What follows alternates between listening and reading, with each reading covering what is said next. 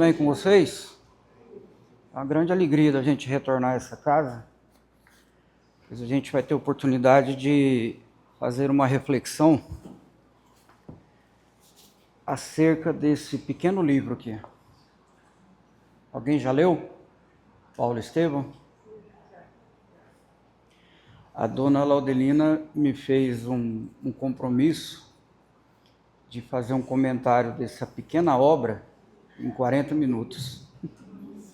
Eu estava dando uma conversada com a nossa coordenação lá no grupo onde a gente trabalha. Para quem não me conhece, meu nome é Anderson e eu trabalho lá no Hospital Espírita Casa de Eurípides, lá no setor Rio Formoso. Lá a gente atende dependente químico e transtorno mental. E nós, na área mediúnica, nós trabalhamos na segunda-feira na reunião pública e também na quarta-feira em nosso trabalho de desobsessão. E nós trabalhávamos com crianças na evangelização, mas tivemos que nos afastar devido ao nascimento das minhas filhas, que foram gêmeas e prematuras. A gente teve que parar um pouco para poder dedicar um pouco para cuidar. Aí, como meu filho nasceu primeiro e ele dava trabalho por 3, eu acho que Deus ouviu um dia eu reclamando que ele dava trabalho por 3 e mandou 3 gêmeos para a gente. E aí eu pensei, como a gente coordenava a evangelização, eu falei, só pode ser brincadeira, né? Como eu havia parado, ele falou assim, tá aí, gordinho, quer parar de mexer com criança? Eu vou mandar 3 para você. Aí um resolveu não vir, falou, não, vou lá não, vai ter Covid, vai ter um punhado de coisa, eu vou ficar quieto aqui. Aí veio só 2, foi uns perrengues danados, mas graças a Deus hoje estão com 8 anos e estão dando trabalho. E como dizia a minha avó, né, é melhor ter trabalho do que ter algumas dificuldades, né? E graças a Deus a gente está tentando fazer nessa encarnação, aproveitar bem as oportunidades que o Papai do Céu nos deu. E como vai anteceder o comentário que a gente vai falar aqui sobre esse livro, no final vocês vão entender o que é a conversão de Saulo para Paulo, com o convite que foi feito a vocês agora há pouco, do primeiro convite, do primeiro recado. Vocês lembram do primeiro recado? Foram 3, né? Vocês lembram do primeiro, não é? Então não esqueçam dele, tá? Então a gente vai falar sobre esse livro, Paulo Estevam, né?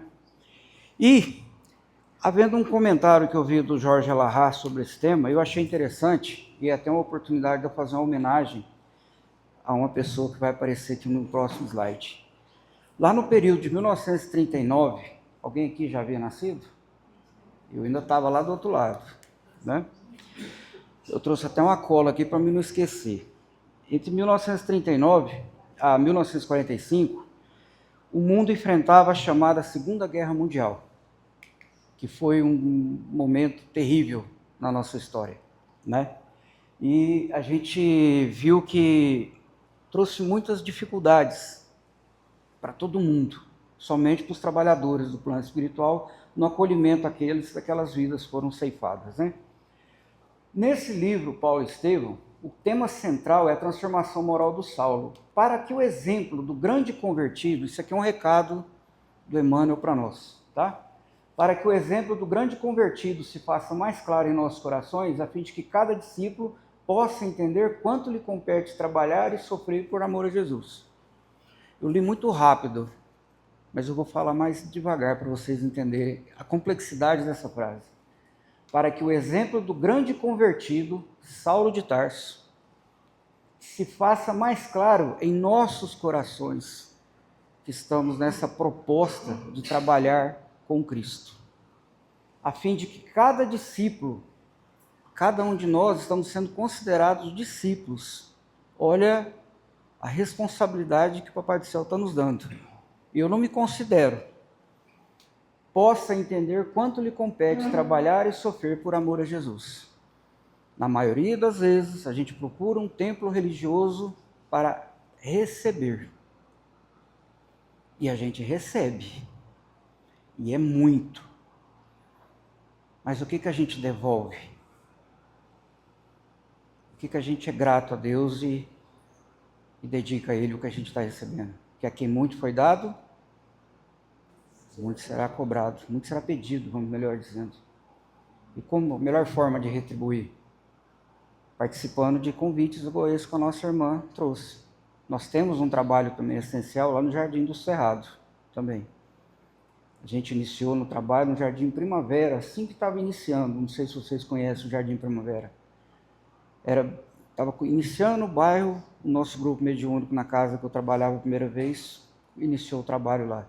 Está fazendo acho que 30 ou 32 anos que a casa está lá ainda, firme e forte. Então é muito grato quando a gente dedica o tempo com Cristo. Trabalhar e sofrer por amor ao Cristo. E a gente vai ver os exemplos, agora a pouco, do que tem na obra, tá? Como a gente iniciou, em 1939 e 1945, o mundo enfrentava a chamada Segunda Guerra Mundial, um período terrível de violência, de extermínio, de uma série de pessoas, muitas mortes, muito luto. E parecia que o mundo espiritual estava em silêncio. Parecia que o mundo espiritual estava em silêncio, sem responder à loucura dos homens. E nesse período de 39 a 45, o próprio Brasil também entrou nesse conflito, a Segunda Guerra Mundial. E hoje eu confirmei com a minha mãe, que eu havia me esquecido, esse jovem rapaz aqui, que se tornou esse grande homem aqui, é meu avô. Em 1944, mês de setembro, agosto, ele pegou o navio junto com o pessoal e foi para a Itália, para participar, para ser um dos pracinhas lá dessa guerra. Voltou em 1945. Assim que ele foi, a minha mãe nasceu, em 44, em novembro. E aí ele voltou em 45, ela já havia nascido, né? E graças a Deus teve uma vida maravilhosa, lúcido, até os 97 anos, quando ele foi embora daqui, retornou à paz espiritual. Lúcido. Se vocês tivessem a oportunidade de sentar com ele, conversar com ele, era de impressionar a lucidez perante alguns amigos que nós tivemos a oportunidade de convencer, que teve toda uma sequela devido ao que passaram lá, né? E o Brasil entra no conflito em 1942 e ele vai em 1944. E a gente ficava se indagando. Eu não, tá? Porque eu não ficava me indagando porque eu estava do outro lado. E a espiritualidade? A espiritualidade não vai dizer nada? Vai permitir que isso não vai acontecer nada? Não vai deixar nenhuma lição através desse acontecimento? E foi em 1942 que o Chico receberia essa grande obra. Eu trouxe esse início porque eu achei interessante esse comentário do Jorge Alahá, né, que ele fez o comentário sobre o Paulo Estevão, para referência. Para quem vivenciou aquela época, acha que, será que Deus não vai me dar umas respostas? Nos deu.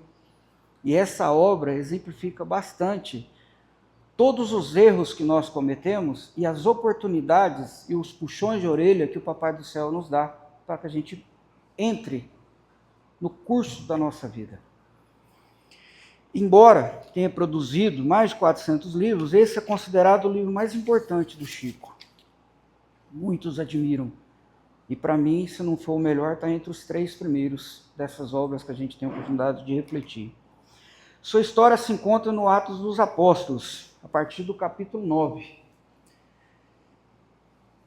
E o Saulo comparece no texto do capítulo 9 até o final. Sua importância é tão significativa que há quem considere que se Saulo não tivesse feito o trabalho que fez, talvez não fôssemos cristãos. Aqui é a oportunidade que ele reconhece Jesus mais diretamente, e aqui as oportunidades de trabalho que ele exerceu no decorrer da sua caminhada. E a gente vai ver quão importante foi esse trabalho que ele fez. Porque Jesus teve 12. Está dando para ver aí atrás, hein? 12 apóstolos. Só que o Judas resolveu findar com a sua vida, né? E todos os 11 foram para o lado direito de Israel. Israel está aqui, ó. Todos os 11 foram para esse lado aqui, ó, para o lado do Oriente. E o único que foi para o lado direito foi o Saulo. Por isso que o trabalho que o Saulo fez deu para perceber que toda a Europa se tornou cristã. E isso facilitou para nós, porque os europeus, quando vieram para a América, para as Américas, trouxeram o cristianismo. Olha o tanto que nós devemos ser gratos a eles. Lá pelo lado do Oriente, São poucos os que são cristãos.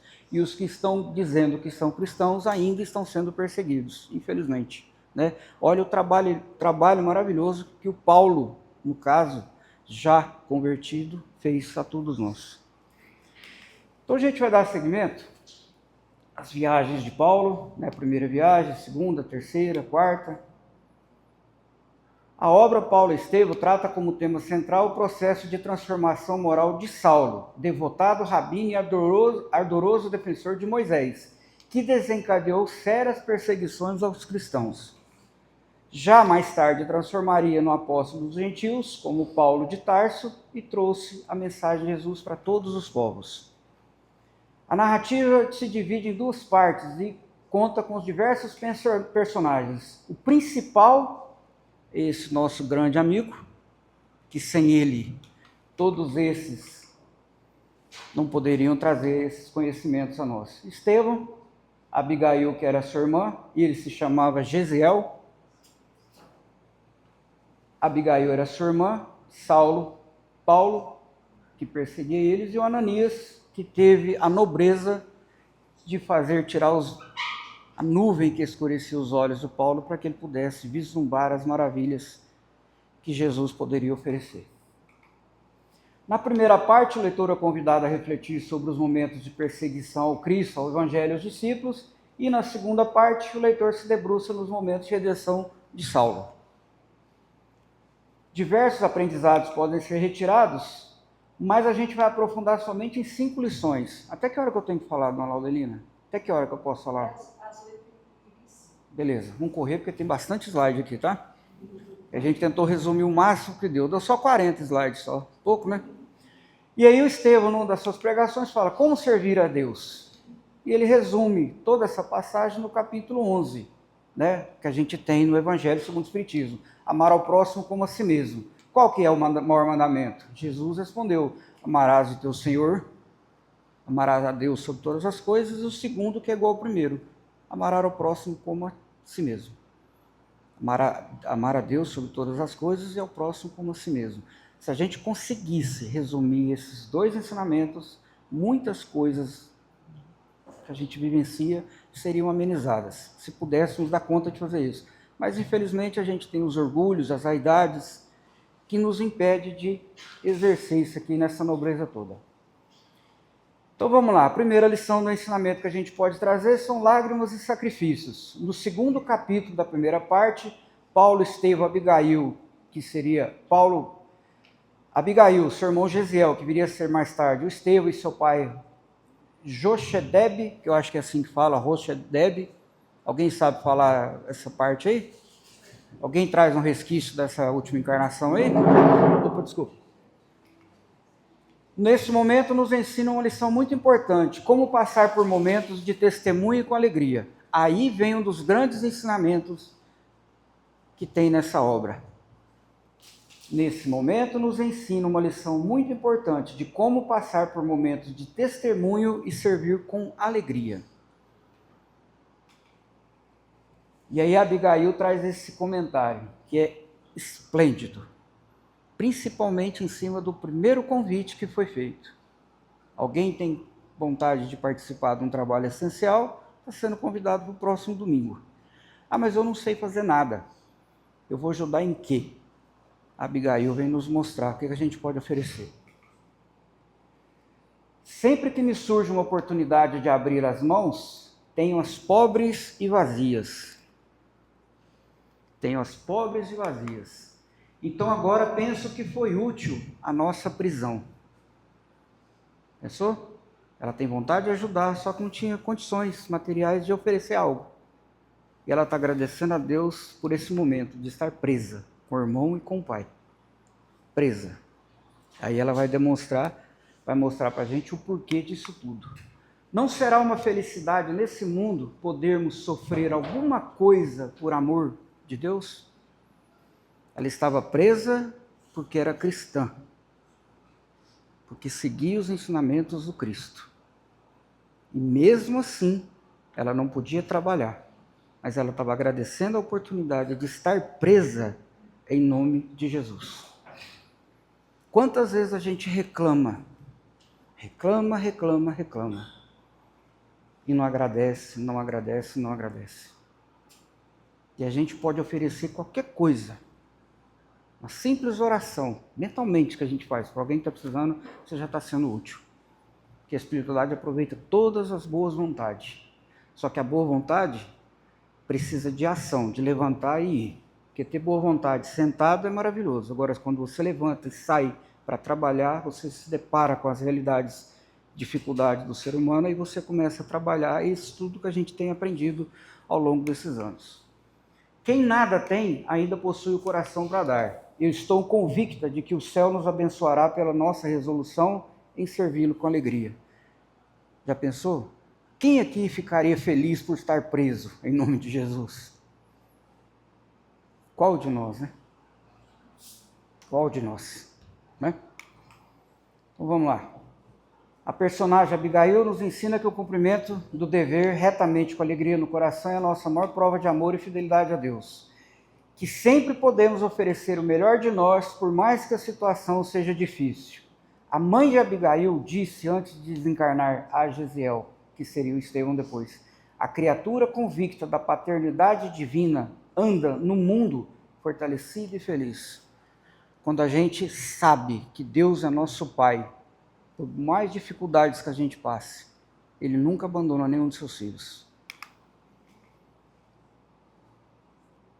A lição 2 que a gente traz nesse livro, já no 5º capítulo, na primeira parte, a primeira pregação do Estevão na Casa do Caminho, quando ele realmente conhece, já está seguindo Jesus, conhece os discípulos e foi convidado a participar da Casa do Caminho. E ali ele faz um discurso, está aqui, eu não vou ler porque é grande, e é nesse dia que Saulo conhece o Estevão. Estevão já está com o nome de Estevão, já não falava mais Jesiel. E ali, nesse momento, o Saulo conhece ele. Saulo de Tarso perseguiu os cristãos com fervor, estava determinado a honrar as leis mosaicas a todo custo, mas acabou se esquecendo do real objetivo que o trouxe à terra. Saulo, antes de reencarnar, já havia traçado um rumo para a sua encarnação. Só que chegando aqui, pela oportunidade que ele teve na vida, dos estudos, das oportunidades de ascensão, aonde estava, deixou-se levar pelo orgulho, pela vaidade. Quantos de nós temos um compromisso assumido lá do outro lado, que a gente implorou para que quando a gente reencarnasse a gente fosse cumprir, e chegando aqui, na primeira dificuldade, a gente fala: poxa Deus, dá um tempo aí, né? É muita pedrada, é muita pancada, é muita dificuldade. Mas a gente não sabe qual foi o nosso compromisso. Então vamos começar devagarzinho. Primeiro passo. Quem não participa, vem domingo. Participar de alegrias como essa, né?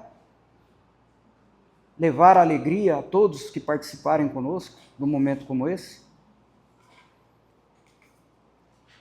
Emmanuel nos esclarece que por muito tempo Saulo deixou que o orgulho e a vaidade falasse mais alto do que seu dever de contribuir com a boa nova, olvidando o seu real dever com Jesus e para com ele mesmo. Estevão, no momento que conheceu o Mestre Nazareno, abriu seu coração para as verdades de amor e caridade e dedicou toda a sua encarnação à divulgação e propagação da Boa Nova, sem nunca esquecer dos seus irmãos de jornada que ainda não conheciam e aceitavam Jesus. No momento que ele conheceu os ensinamentos do Cristo, assim ele se fez: vou ser um trabalhador do Cristo. Quanto tempo a gente está aprendendo o Evangelho de Jesus? Semanalmente, na casa espírita, no culto do Evangelho no lar, nos estudos que faz com os grupos de estudo, nos trabalhos assistenciais. Quanto tempo a gente conhece os ensinamentos do Cristo? E a gente ainda não fez aquela pergunta que o Paulo disse, que a gente vai falar daqui a pouco. O que queres que eu faça, Jesus?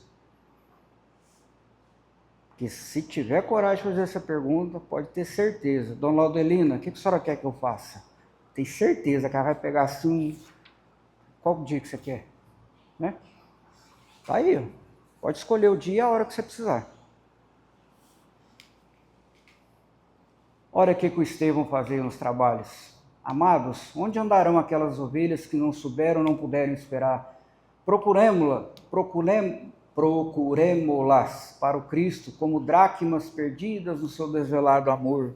Lembram da parábola das dracmas perdidas?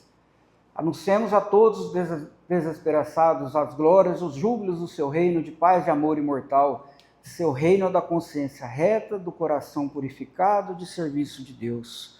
Essa palavrinha aqui, ó, procuremo-la para o Cristo, como dracmas perdidas do seu desvelado amor.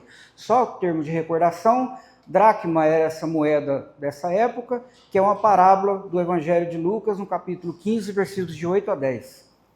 Essa parábola fala de uma mulher que tinha 10 moedas de prata, perdeu uma dentro de casa. Pegou e caiu, perdeu.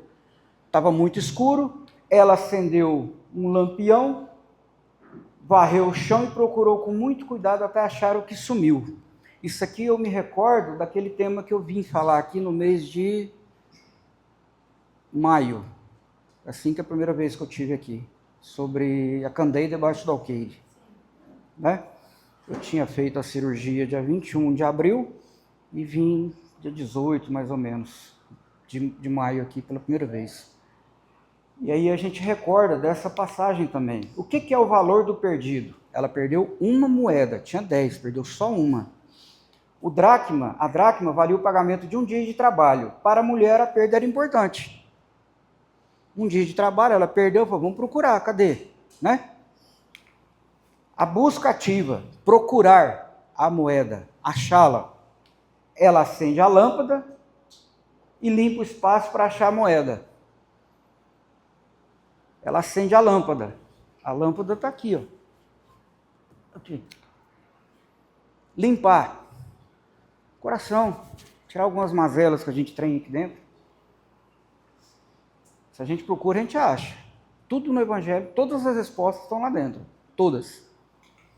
Alegria no céu. Jesus usa essa história para mostrar que Deus dá valor a cada pessoa e sente grande alegria quando alguém se arrepende e volta para Ele.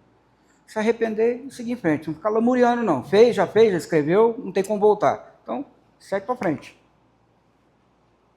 A segunda reflexão que essa obra nos traz é do comprometimento com o bem. Nós, como espíritos imortais, conhecedores do Cristo, estamos comprometidos com os nossos deveres para com o próximo? É uma pergunta individual. Será que deixamos a matéria e as coisas mundanas, como orgulho, egoísmo, rancor e mágoa, sufocar a missão para que viemos? Tem outras coisas que a gente pode acrescentar aqui, mas vamos deixar nesses 4 aqui. A pátria do Evangelho está em nossos corações, não nos esqueçamos disso. Na lição 3, a quem servimos? Um dos capítulos mais importantes, que é o apedrejamento do Estevão. Saulo, ele era noivo de Abigail, perseguiu Estevão determinadamente. Saulo não sabia até então que o Estevão era, na verdade, o Gesiel, o irmão amado da Abigail. É nesse trecho do livro que vivenciamos um dos maiores exemplos de Estevão para a humanidade. Aquela tranquilidade do Estevão, naquele momento que estava sendo apedrejado, perseguido, nada abalava ele, nem na prisão, que antecedeu o apedrejamento. Aquela tranquilidade dele mexia com Saulo. Só que o orgulho era muito grande e ele, não vou dar o braço a torcer. Sabe quando você vê uma cena muito triste, que você olha assim, você está no meio de muita gente, sai uma pequena lágrima, você fala, não vou chorar, porque o homem não chora. Mas faz assim, nossa, está espirrando aqui, está caindo água aqui do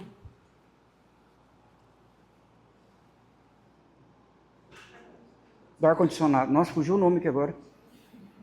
É que a minha menina fala ar-condicionador, e eu estava na dúvida qual palavra falar aqui agora, nossa. Né? Então essa tranquilidade dele fazia impressionar, mas o coração dele era voluntarioso e inflexível, né? E aí no momento do seu desencarne, que já está lá nos últimos suspiros, vamos dizer assim, abre-se o céu e um braço aberto esperando por ele. O próprio Cristo vai recebê-lo. E nesse momento, dessa oportunidade, o Cristo olha desveladamente para o Saulo. Mas só o Gesiel, só o Estevão conseguia observar isso. dizendo: poxa, rapaz, seu compromisso é outro. Não se deixe. Quantas vezes mais será preciso para que eu me mostre para você com clareza? Com clareza, né? E aí, nesse instante, vendo que Jesus contemplava melancolicamente a figura do Tarso, o Estevão disse: ele conhecia o Cristo, Estevão, e Saulo ainda não. E no momento crucial, Estevão já nos braços da irmã dele, Abigail, que fazia muito tempo que ela não o via, que ele havia desaparecido, só que ela o reconheceu, mas já estava moribundo. Dos braços dela, o Gisiel fala isso: eu não tenho no teu noivo um inimigo, tenho um irmão. Saulo deve ser bom e generoso, defendeu Moisés até o fim. Quando conhecer a Jesus, servi-lo-á com o mesmo fervor, ser para ele a companheira amorosa e fiel. Ele reconhecia em Saulo o seu perseguidor, o seu acusador, e o que o homem desferiu junto com outros, o seu apedrejamento, para o seu desencarne. Mas naquele exato momento, vendo a figura de Jesus e colocando em prática o ensinamento maior do Cristo, amar a Deus sobre todas as coisas e ao próximo como a si mesmo, ele reconheceu em Saulo não o perseguidor, mas sim o seu irmão. Não o inimigo, mas o seu irmão. Qual de nós faria isso?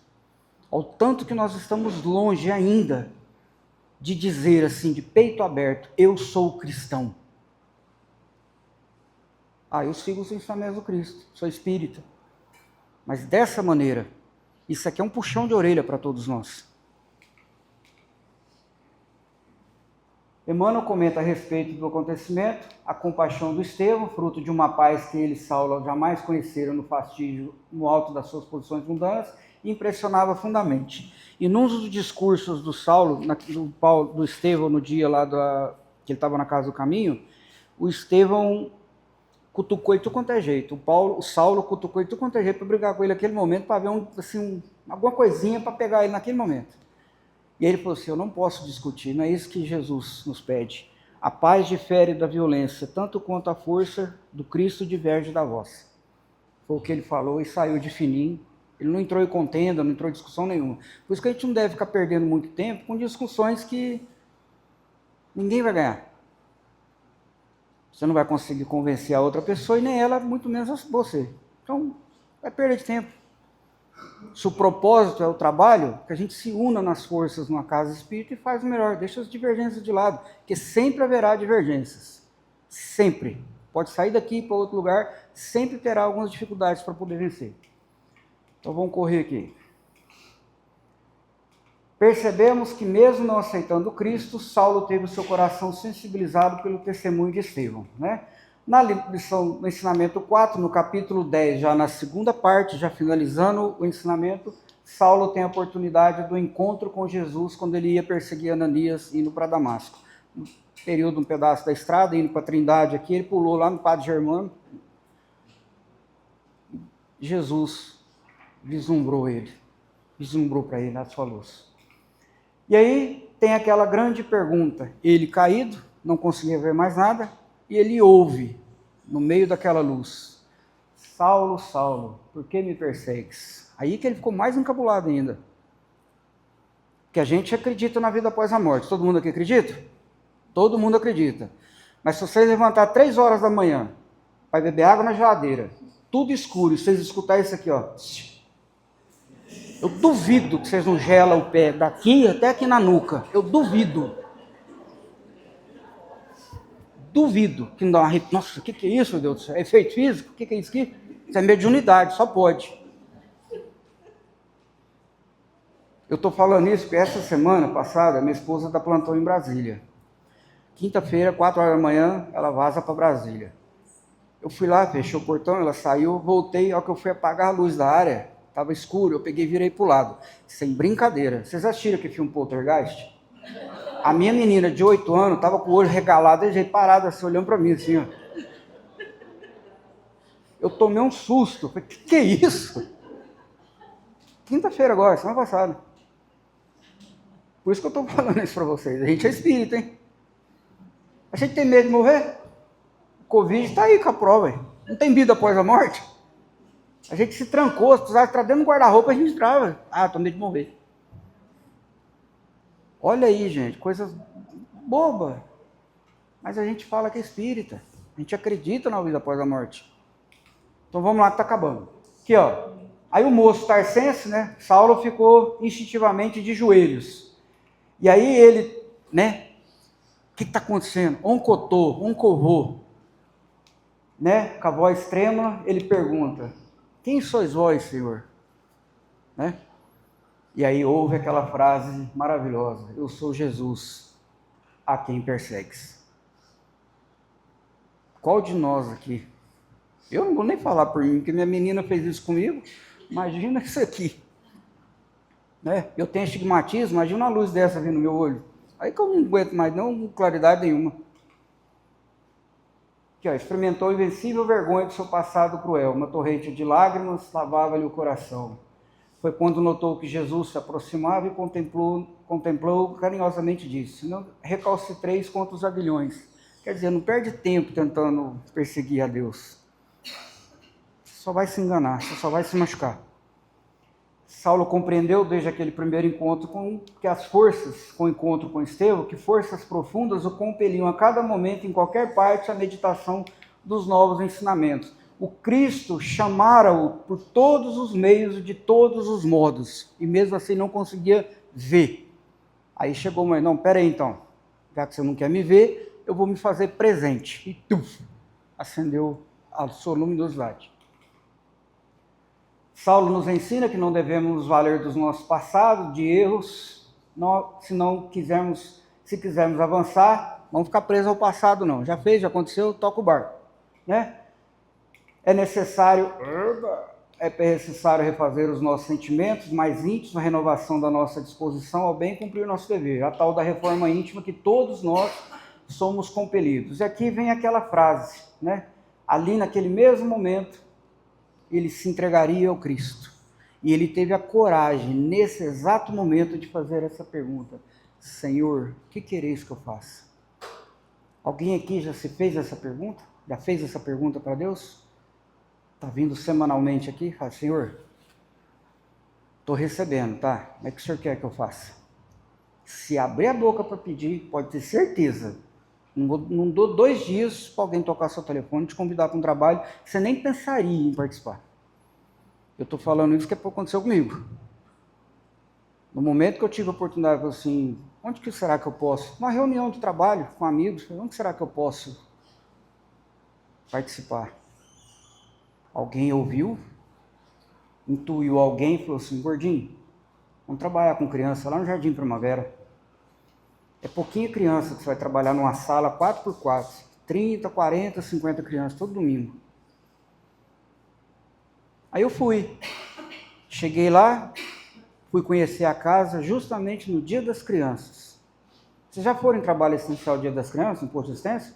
Sai menino de dentro da terra, de dentro da parede, assim. Você olha assim, tem 10, você faz assim, volta, tem 100 na tarde de você. Eu coloquei o pé na parede e fiquei numa sala com 40 meninos olhando para a cara deles 1 hora. Eu não falei A. Aí comentei, o pessoal bateu assim na minha cacunda, assim. Sabe quando a mãe da gente fazia assim quando a gente era pequeno? O colega meu passou perto de mim assim e falou: ei, gordinho, você não sabe a criança atendendo você. Pronto, aqui parece que foi um empurrão. E aí a gente trabalhou bastante lá com as crianças, foi muito bom. O que é ruim desse tipo de trabalho é que hoje, eu com 56 anos, eu topo com essas pessoas na rua. Oi, tio Anderson, aqui meu filho, ó. A idade chega para todo mundo, viu? Né? Um dia eu vou ser chamado de vô, se eu tivesse merecimento, né? Tio é toda hora, né? Levanta-te, Saulo, entra na cidade lá e será dito o que lhe convém. O que te convém fazer. Foi lá onde Ananias teve a oportunidade de tirar o véu dos seus olhos. E agora chamado Paulo, está acabando já a dona Ladina. Nesse momento, a pedido de Ananias, ele procurou o deserto, né? Ficou alguns meses lá, refletindo sobre os ensinamentos, e lá nesse momento ele teve a oportunidade, lá no deserto, nas suas reflexões, Abigail e o Estevão, já desencarnados, se aproximam perto dele, e ele já mais facilidade desse intercâmbio, a Abigail começa a conversar com ele. Que é isso, Paulo? Perguntou a Abigail em tom carinhoso. Estarias desalentado quando a tarefa apenas começa? Por que você está chorando aí, rapaz? Agora que sua tarefa vai começar? Você nem sabe o que está te esperando lá na frente? Para de chorar, meu amigo. Se ela fosse desse ano agora, entendeu? Pô, cara, e daí, bicho? Segue em frente, rapaz, né? Saulo, não te detenhas no passado, o Estevão acrescentou. Quem haverá no mundo isento de erros? Só Jesus foi puro, disse Estevão. É necessário esforço contínuo na tarefa do bem, assim como Jesus tem compaixão de todos nós, nós também devemos ter compaixão para com os erros e equívocos daqueles que cruzam nosso caminho. Jesus é misericordioso e bom, sempre nos disponibilizará os recursos de que necessitamos para continuar a tarefa de redenção. Esse trava-língua aqui é danado. E para a gente encerrar, gente, uma reflexão de Abigail, que também está no livro, nesse livro Paulo Estevão. O Evangelho nos conhece pela confiança inesgotável e pela fé ativa ao serviço do Todo-Poderoso. Isso aqui é um conselho que ela nos dá, tá? O Evangelho de Jesus nos conhece pela confiança inesgotável e pela nossa fé ativa ao serviço do Todo-Poderoso. É preciso ser fiel a Deus, Saulo. Ainda que o mundo inteiro se voltasse contra ti, possuirias o tesouro inesgotável do coração fiel. A paz triunfante do Cristo é a da alma laboriosa que obedece e confia. Não tornes a recalcitrar contra os ardilhões. Esvazia-te dos pensamentos do mundo. Quando hajas esgotado a derradeira gota dos enganos terrenos, Jesus encherá teu espírito de claridades imortais. E esse ensinamento todo nos reflete é um convite à nossa transformação, tirar essas coisas que nos prendem, as coisas do dia a dia, deixar o que já foi feito para trás e caminhar para frente. Que se olhar para trás, a gente nunca sai de onde a gente está, tá? E a tal da reforma íntima, tão pedida, para que a gente faça essas reflexões internas, para que a gente possa ter a coragem de perguntar: Jesus, o que queres que eu faça? O nosso eterno agradecimento. Agradeço imensamente a senhora por essa oportunidade de reler isso aqui e tentar, da melhor maneira possível, passar isso que a gente propôs para a noite de hoje, tá? Que o Papai do Céu nos abençoe e até uma próxima oportunidade, se Deus quiser.